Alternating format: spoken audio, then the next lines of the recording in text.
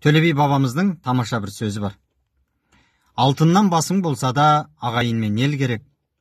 Алтыннан тоның болса да, жағаменен жең керек дейді. Бұл дегеніңіз қандай бай болыңыз, қандай патша болыңыз, ағайынсыз құны көк дейін. Және дана халқымызда керемет бір сөз бар. Ағайының бар жерде басыңда тұрар аруағың.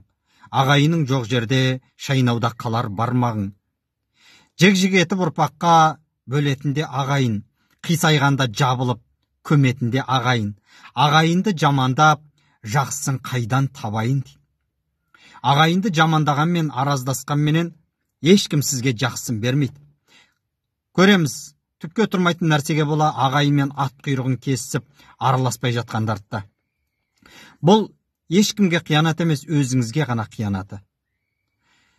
Егер ағайынмен ат құйрығын кесіп, араздасатын болсаңыз, өмір жасыңыз қысқа, әрі ризығыңыз аз болады.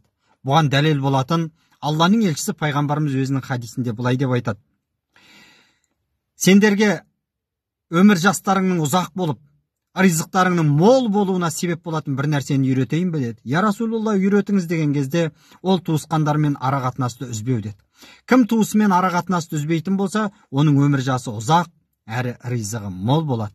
Бұны дана халқымызда бір ауыз сөзбенен, абысын тату болса ас көп, ағайын тату болса ат көп дейді ағайын.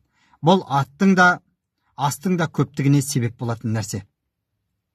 Және мына Махамбет Өтемісұлының бір өлең шумағы бар. Кәрісі кімнің жоқ болса, жастары болар диуана.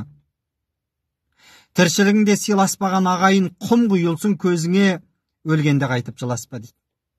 Тіршілігіңде сыйласпасаң, өлгеннен кейін жыласқаннан не пайда? Дана халқымызда айтпай ма?